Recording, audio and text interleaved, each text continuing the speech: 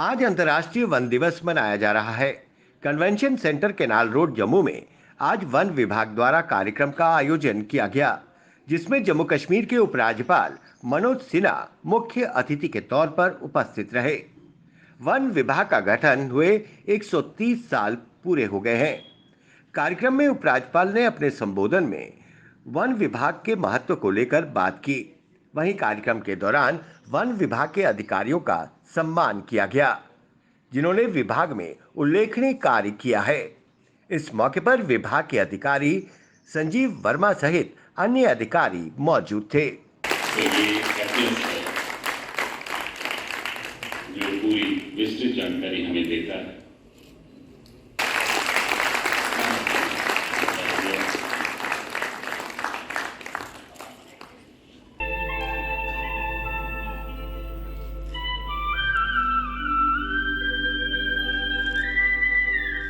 इसका उद्घाटन करने जा रहे हैं हम सबके बीच और बाहर प्रवासी। इनके बाद आएंगे श्री, इनके बाद मोहम्मद सगीर खान, फॉरेस्ट गार्ड हैं, पुंछ फॉरेस्ट डिवीजन से। फॉरेस्ट लैंड थी अराई बीट, उनको डिसमेंटल किया अभिलाष शर्मा जी। और अब हम UT level awards for wild life conservation देंगे। इसके लिए रतन सिंह जी के बाद आएंगे अब्दुल गनी, उनके बाद ये हमारे लोग हैं UT level award for wild life conservation. तो सबसे पहले ये दिलदार खान जी हैं, एनिमल कीपर है मांडा डियर पार्क। प्रतिदिन निर्भर होने के बावजूद हम उसकी मौजूदगी का एहसास कभी कभी नहीं कर पाते हैं, और इसलिए यूनाइटेड नेशंस ने इस साल का जो थीम रखा है, जैसा बताया गया, forest and sustainable production and consumption, जंगल सतत उत्पादन और उसका उपभोग, ताकि वर्तमान और भावी पीढ़ी को फॉरेस्ट की महत्ता से परिचित कराया जा सके और उसे सुरक्षित रखने की जिम्मेदारियों से भी लोग रूबरू हो सके। मित्रों, इसमें कोई शक नहीं है कि घर बनाने से लेकर रोजमर्रा के जीवन यापन से संबंधित हर काम, चाहे पानी पी रहे हैं, खाना खा रहे हैं या फिर बीमार पड़ने पर दवा ले रहे हैं, सब में कहीं न कहीं फॉरेस्ट का अंश जुड़ा हुआ है। लेकिन फिर भी जीवन के महत्वपूर्ण पहलू से जुड़े होने के बावजूद हमें फॉरेस्ट की उतनी याद नहीं आती। आज हमें ये सोचने की आवश्यकता है कि सस्टेनेबल फॉरेस्ट मैनेजमेंट पर किस तरह से काम किया जाए और उसके संसाधनों का सही उपयोग करके किस प्रकार से क्लाइमेट चेंज का मुकाबला करने की एक व्यवस्था बनाई जाए, ताकि भविष्य में जो पीढ़ियां आने वाली हैं उन्हें एक समृद्ध और स्वस्थ वातावरण उपलब्ध हो सके। इसके लिए सबसे पहली बात हमें समझनी होगी कि पृथ्वी के प्राकृतिक संसाधनों पर हमारा अस्थायी अधिकार नहीं, बल्कि टेम्पररी है, और इसलिए इसका अंधाधुंध इस्तेमाल करने से पहले ये जरूर विचार करना आवश्यक होगा कि इसके बिना शायद एक दिन भी जीना असंभव हो जाए। बेल्जियम के जाने माने एक लेखक है, राइटर मॉरिस, उन्होंने लिखा है कि अगर कभी मधुमक्खी पृथ्वी से गायब हो गई तो समझिए कि इंसानों के पास जीवित रहने के लिए बस 4-5 दिन बचेंगे।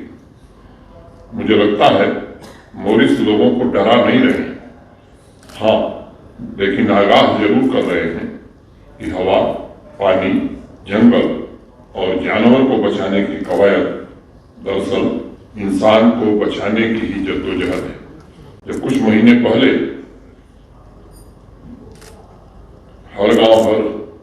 हर गांव हरियाली का कार्यक्रम शुरू हुआ था, तो किसी अखबार ने टिप्पणी की थी कि इससे एनवायरनमेंट दुरुस्त होगा। मैं समझता हूं कि फॉरेस्ट का यह सिर्फ एक पहलू है। दरअसल फॉरेस्ट कवर और मजबूत फॉरेस्ट का इकोसिस्टम गरीबी उन्मूलन, रोजगार में वृद्धि और सतत विकास के लक्ष्यों की प्राप्ति में भी अत्यंत महत्वपूर्ण भूमिका निभाते हैं। और इसलिए मुझे लगता है कि फॉरेस्ट हमारे अमूल्य पारिस्थितिक तंत्र, आर्थिक, सामाजिक और स्वास्थ्य तीनों को समान रूप से प्रभावित करता है। आने वाले 2-3 दशकों में वही देश और वही क्षेत्र सतत रूप से तरक्की कर सकेंगे जो फॉरेस्ट के कंजर्वेशन और प्रोटेक्शन पर विशेष रूप से ध्यान देंगे। ये बात बड़ी गंभीरता से इंटरनेशनल प्लेटफॉर्म पर भी उठाई गई है।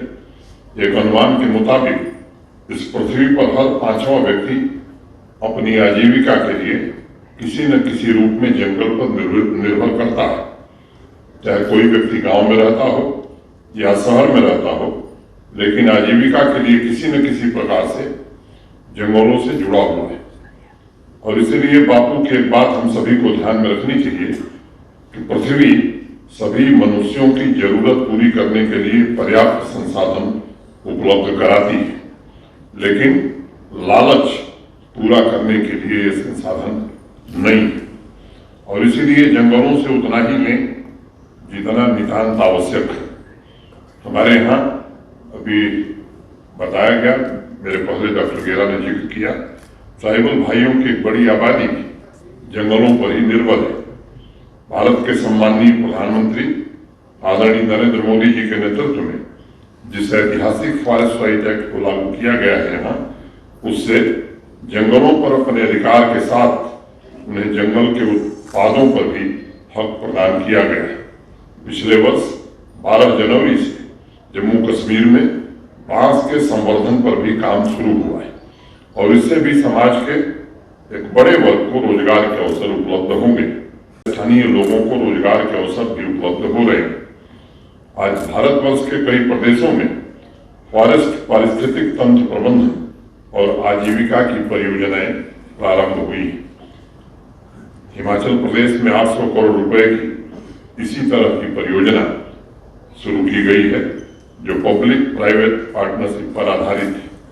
जम्मू कश्मीर ने भी इस दिशा में एक अच्छी पहल शुरू की है और मैं उम्मीद करता हूं कि आने वाले दिनों में इसके व्याप में काफी विस्तार होगा। और मैं मानता हूं इससे फॉरेस्ट प्रोटेक्शन के साथ रोजगार के भी पर्याप्त अवसर उपलब्ध होंगे। मुझे अत्यंत प्रसन्नता है कि जम्मू कश्मीर फॉरेस्ट डिपार्टमेंट कोयले का बायो विकल्प तैयार करने के लिए महिलाओं के सेल्फ हेल्प ग्रुप को प्रमोट कर रहा है। मेरा एक आग्रह होगा कि हर गांव में नवजात कन्या के नाम पर भी एक पौधा लगाया जाए, जिससे भावी पीढ़ी में पर्यावरण संरक्षण के साथ साथ बेटियों के अधिकारों के प्रति जागरूकता भी जागृत होगी। डिपार्टमेंट को एक और आग्रह मैं करना चाहूंगा, आज जो भी अवार्ड दिए गए हैं उसमें एक भी महिला नहीं है। फॉरेस्ट्री तथा वाइल्ड लाइफ में हमें महिला कर्मियों को प्रोत्साहित कैसे करें, उनके योगदान को मान्यता कैसे दें, मैं समझता हूं कि इस पर विचार का समय निश्चित रूप से आ गया है। मुझे पूरी उम्मीद है प्रकृति के साथ तारतम्य स्थापित कर जीवन जीने की हमारी परंपरा टिकाऊ जीवन शैली के रूप में विकसित होगी। पिछले वर्ष मैंने फॉरेस्ट डिपार्टमेंट से आग्रह किया था 2 महत्वपूर्ण लक्ष्यों पर काम करने के लिए। मुझे उम्मीद है कि इन कार्यक्रमों की मदद से हम अपने पारिस्थितिक तंत्र को और मजबूत कर सकेंगे। जम्मू कश्मीर के फॉरेस्ट से पुराने जमाने में कोट रूट प्लांट अगरबत्ती इंडस्ट्री के लिए जाता था और मुझे लगता है कि उस पर फिर से काम प्रारंभ हुआ है। इसे और गति प्रदान करने की जरूरत है। जो भी विशेषज्ञ हैं उनसे चर्चा की जानी चाहिए और इस काम को गति से आगे बढ़ाने की आवश्यकता है। पिछले साल जैसा डॉक्टर गेरा ने बताया, फॉरेस्ट डिपार्टमेंट के 130 साल पूरे होने के अवसर पर मुझे संजीव वर्मा जी ने, गेरा साहब ने आमंत्रित किया था। नीति आयोग की रिपोर्ट उसी समय एसडीजी की आई थी, जिसमें 55% फॉरेस्ट कवर के साथ जम्मू कश्मीर को परफॉर्मर की कैटेगरी में रखा गया था। उस समय मैंने आग्रह किया था कि अभी हमारे पास 42 प्रकार की वन्य प्रजातियां हैं और हमारी कोशिश होनी चाहिए कि ये प्रजातियां लगातार बढ़ें, घटे नहीं। मुझे बताया गया है कि इस वर्ष 20,000 हेक्टेयर विनष्ट हो चुके जंगलों को फिर से हरा भरा करने के लिए पौधे लगाए जा रहे हैं। मेरी शुभकामनाएं आप सबके साथ हैं। मैं फॉरेस्ट डिपार्टमेंट के सभी साथियों को डल लेक में चिनार के ट्रांसप्लांटेशन के लिए हृदय से बधाई देना चाहता हूँ।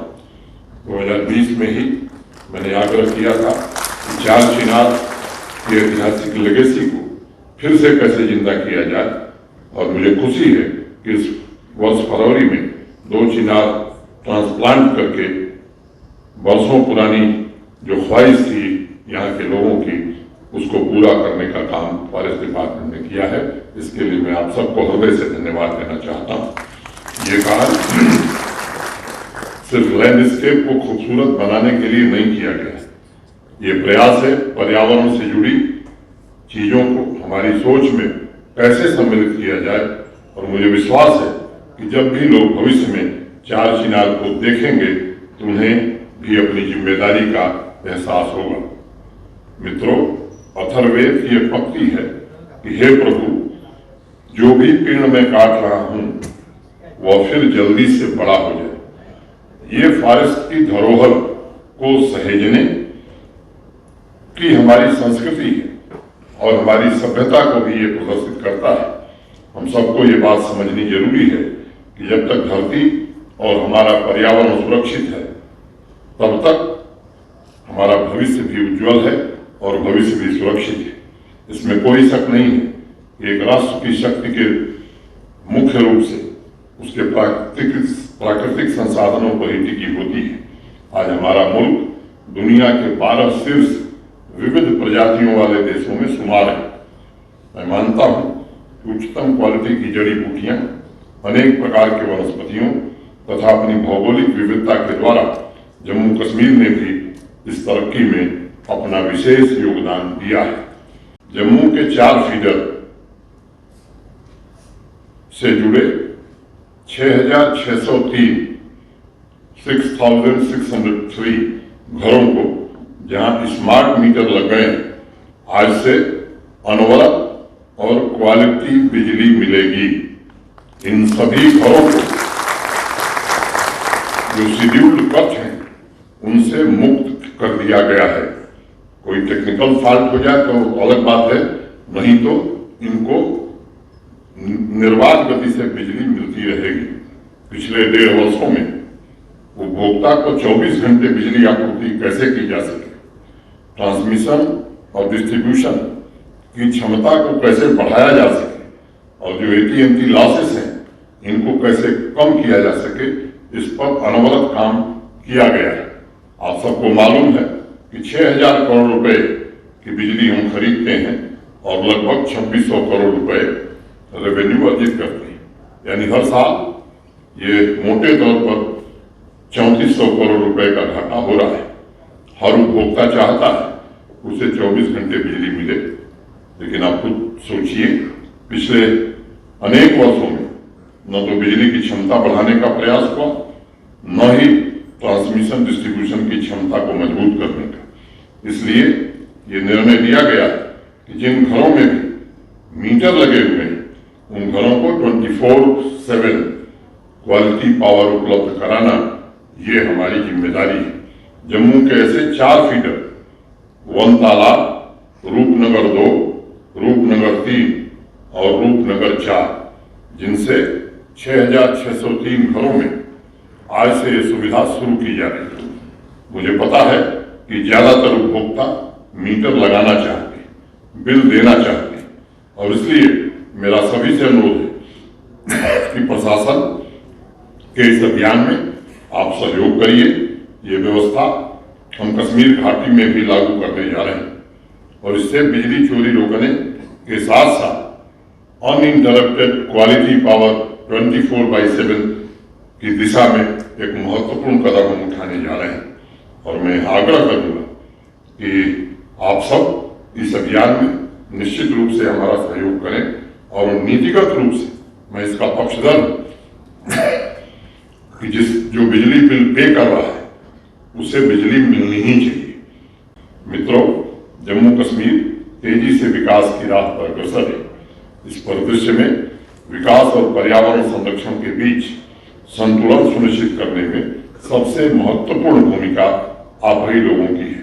मुझे उम्मीद है कि फॉरेस्ट डिपार्टमेंट क्लाइमेट चेंज और पर्यावरण पर हो रहे प्रतिकूल प्रभावों को कम करने के लिए अपना प्रयास निरंतर आने वाले दिनों में बढ़ाएगा।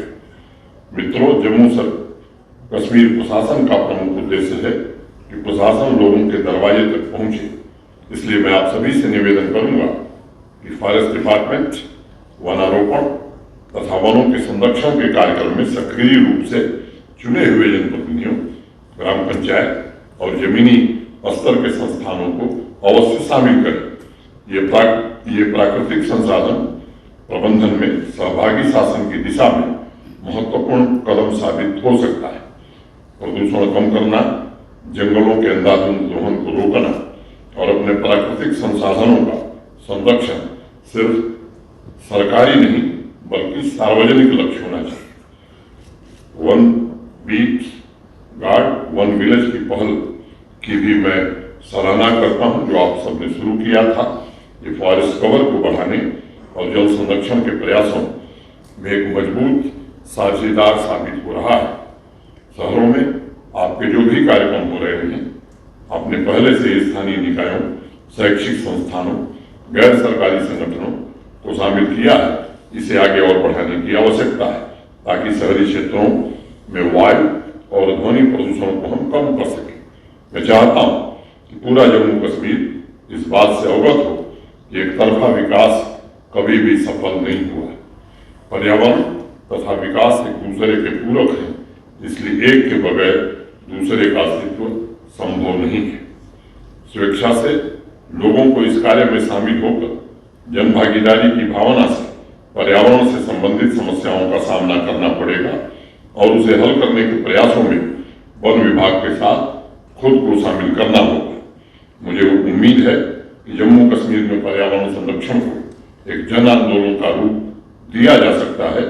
हमारे बच्चों को, आने वाली पीढ़ियों को जंगल, नदियों तथा प्रकृति का लगातार संरक्षण मिलता रहे, इस पर हम सबको मिलकर के अनवरत काम करने की आवश्यकता है। विभाग ने लगभग 60 ट्रैक रूट्स को भी संचालित किया है। ये टूरिज्म को बढ़ावा देने में आने वाले वर्षों में एक बहुत उपयोगी साबित होंगे। वन से जल, जल से जीवन के सिद्धांतों को केंद्र में रखते हुए वन्य क्षेत्रों के बाहर भी लगभग 3000 से ज़्यादा तालाबों, झरनों और झीलों को ज़रूरतानुसार पुनः विकसित एवं पुनर्जीवित किया जा रहा है। इस कार्य को अमल में लाने के लिए विभागीय राशि के अलावा मुख्यतः मनरेगा के तहत कन्वर्जेंस की प्रणाली का उपयोग किया जा रहा है। कन्वर्जेंस की प्रणाली को उपयोग में लाने के लिए विभाग ने वृक्षारोपण, फायर लाइन्स, जल स्रोतों का विकास व संरक्षण, वनों में ब्राइडल पार्क इत्यादि को विकसित करने के लिए एक महत्वाकांक्षी पहलकदमी की है। इससे जनमानस तो लाभान्वित होंगे ही, विभाग और नागरिकों का रिश्ता भी और सुदृढ़ होगा।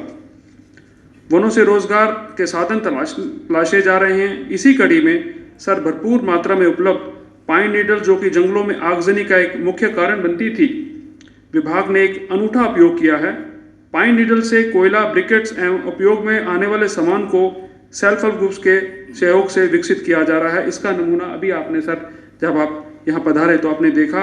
राजौरी जिले से शुरू हुए इस छोटे से प्रयोग को दूसरे क्षेत्रों में भी उत्साहपूर्वक अपनाया जा रहा है। चारा, ईंधन और दूसरे उत्पादों को बढ़ावा देने के लिए वृक्षारोपण प्रणाली में भी अनुकूल सुधार लाए जा रहे हैं।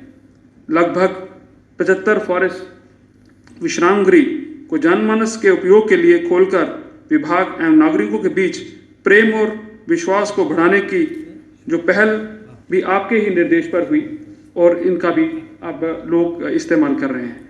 कंडी क्षेत्र व 3 प्रधान नदियां झेलम, चिनाब और रावी के कैचमेंट क्षेत्रों को भी एक योजनाबद्ध तरीके से ट्रीट किया जाएगा 2022-23 से। विभाग ने इस कार्य को भी अपने प्रबंधन का एक अंग बनाया है। सिटी बायोडाइवर्सिटी इंडेक्स यानी कि जैविक विविधता सूचकांक जम्मू और श्रीनगर शहरों को विकसित करने का कार्य लगभग 6 माह पहले शुरू किया गया था। आज आपके शुभ कार्यक्रमों से इनका विमोचन किया जाएगा। राष्ट्रीय स्तर पर चांदी प्रदेशों ने ऐसी पहल की है। जैविक विविधता के संरक्षण में ये आकलन मील का पत्थर साबित होगा।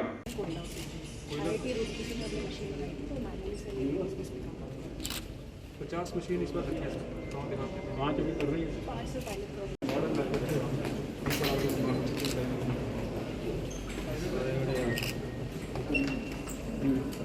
जो पेड़ों की जो पत्तियाँ हैं सारी सेल्फ हेल्प ग्रुप की है। सर हमें 550 महिलाओं को सेलेक्ट किया सर। टर्नओवर कितना हुआ सर 1.5 लाख का सर मार्केट सर इंडस्ट्री से कितनी बात करें